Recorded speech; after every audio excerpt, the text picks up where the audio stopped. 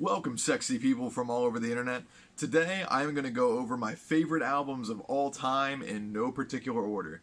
I'll tell you a little about them, why I love them, and I'll give my favorite track. I hope you enjoy. This dude is Shane.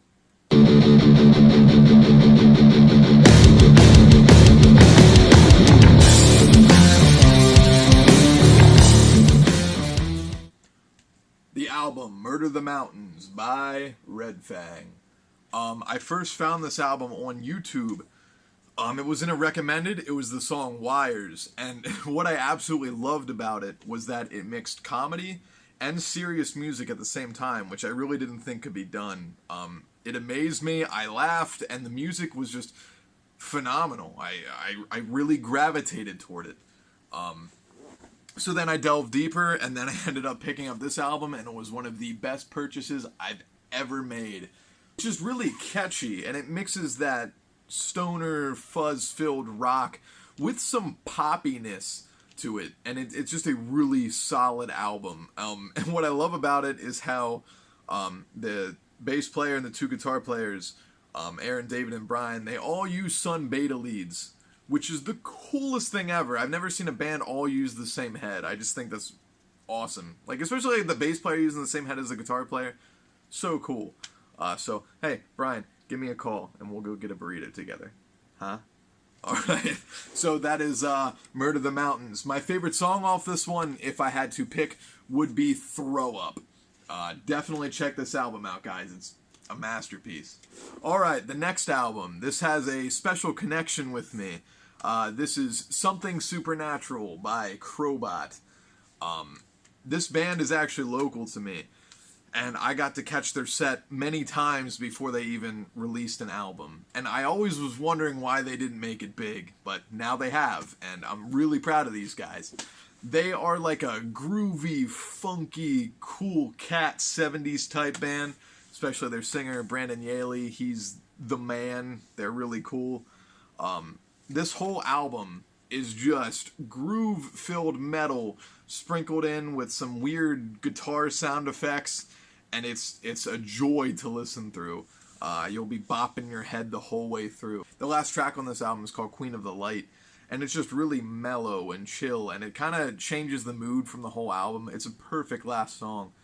A song I would have to pick off of here would be Legend of the Spaceborne Killer, only because I've heard that song so many times before it was actually released. And if you get the chance to see these guys live, do it. Their energy is absolutely amazing, and they're part of the reason that I act like a goof on stage. Definitely check it out. Alright, the third album that I have here is Mutoid Man, War Moans. I actually just found this album recently, and it definitely struck a chord with me. It's very fast-paced and speedy, and it's really weird. I can't really describe it too well. It's just fast and fluid and just crazy. The songs really aren't even that long, and it's mixed with Stephen Brodsky's, like, just crazy vocals where it sounds really nice, but then he goes into these high screams that remind you of something like from the 80s. They're just a crazy band, and you just have to hear it to understand what I'm talking about, because it's nuts. They're also the house band for 2 Minutes to Late Night. It's a show on YouTube. Check that out as well. It's absolutely killer. Definitely check out this album. If I had to pick a favorite song off of here, it would be Afterlife, just for its hooks and its really catchy chorus.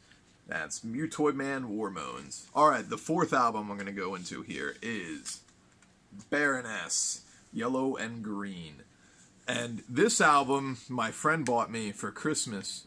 We were in the mall walking around, and I was in the metal section of a local record shop, and I saw this cover, and it was beautiful. I haven't heard anything off of it at that point. I'm just like, I want this. And he went behind my back and bought it, and I didn't know. But he gave it to me for Christmas, and then I went through and listened through it. And at first, I was a little put off, because I was just expecting it to be more metal, since it was in the metal section. And I kind of put it away, but then I went back to it and really gave it a good listen, and I fell in love. this album's just so mellow. It has so many tracks. There's layers and layers of things going on, whether that be guitar, effects, vocals. The harmonies on this album, vocally, are amazing. And the fact that John Dyer Baisley does the artwork for his band is something to be commended. That's amazing. This is a phenomenal band, and you truly have to listen to it. But if you're a fan of like Mastodon and stuff, definitely listen to their earlier records. But if you want more clean driven rock and stuff, definitely listen through this. It's a great album. If I had to pick a favorite song from here, it would be Eula. I hope I'm saying that correctly. E-U-L-A, Eula. It's just, that song keeps building and building with layers of stuff, and it's just a phenomenal song to listen through. Alright, the next album I have here is Megadeth's Rust in Peace. This is my favorite thrash record of all time. I'm sure a lot of people say that. But I probably like it for different reasons. To me, Dave Mustaine's voice is not good. He doesn't have a good voice. But that's why I like it. He sounds like a weird frog guy or an evil villain from a children's cartoon. And that's why I dig it. Plus, the riffs on this album, oh, the riffs. There's plenty, and they keep changing, and it's great. And then Marty Friedman with the solos that he does. It's so melodic and technical, and this is the pinnacle of Megadeth. I don't think this can be topped. And I'm sure a lot of you already know that if you're fans of thrash. Definitely give this one a listen.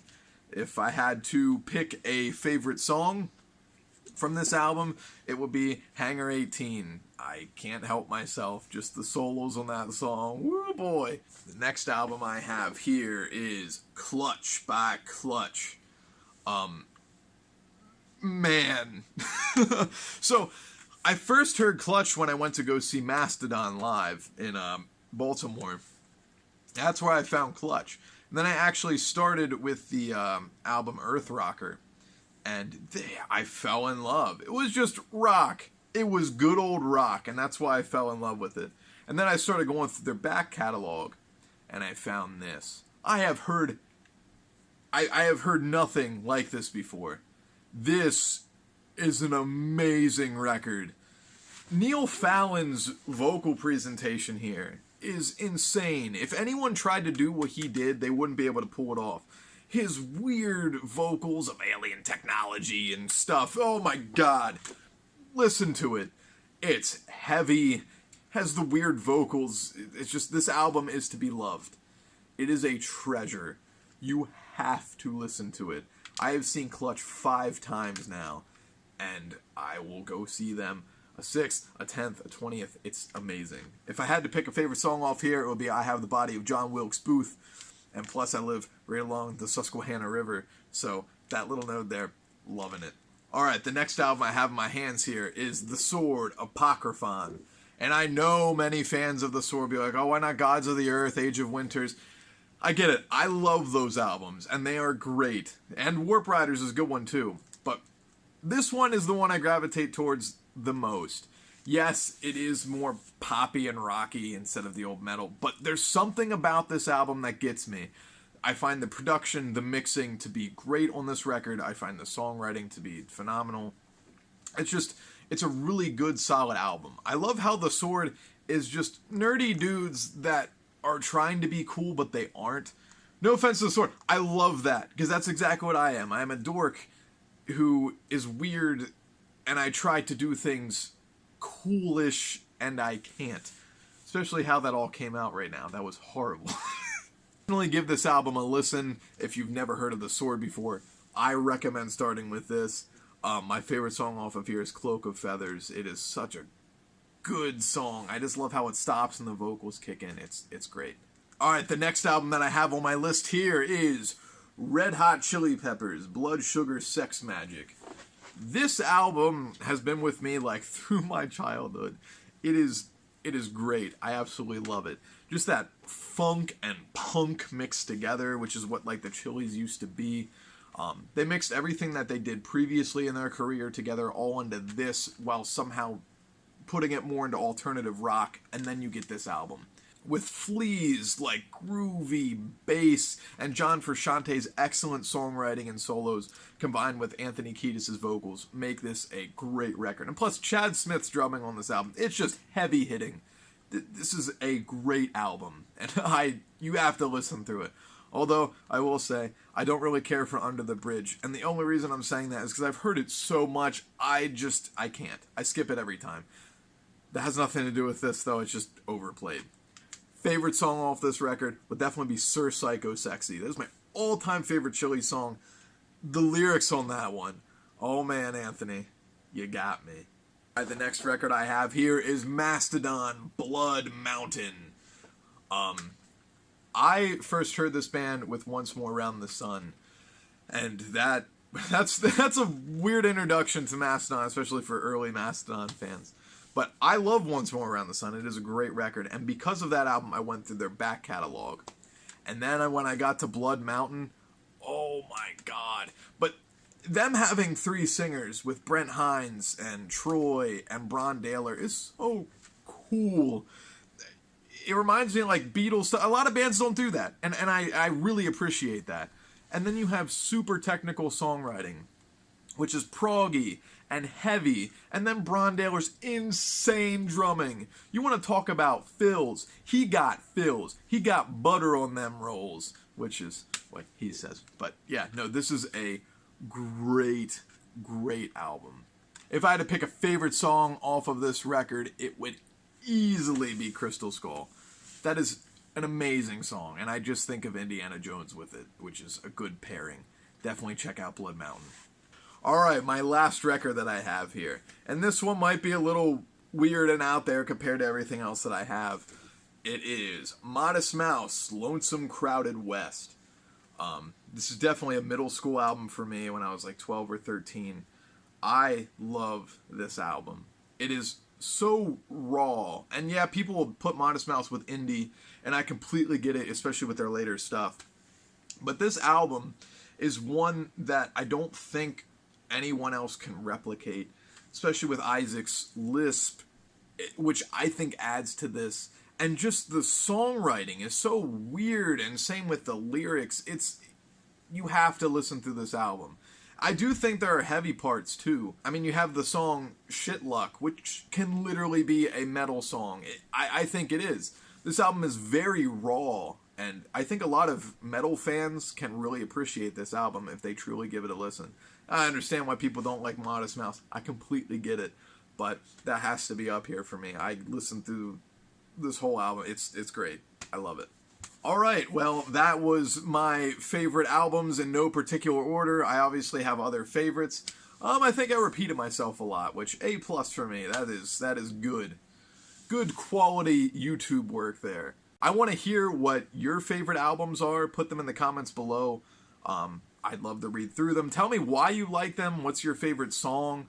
Tell me if you liked any of the albums I have, if you checked them out because of me, or tell me if you hate an album that I picked. I want to hear what you have to say, and that's what I really care about. I want to read your comments. I actually care. Well, that's going to do it for today. If you guys have any suggestions for other videos, if you guys want me to make another one about other favorite albums I have, just let me know. I appreciate all of you. Thank you so much for tuning in. Peace out from the land of the Amish.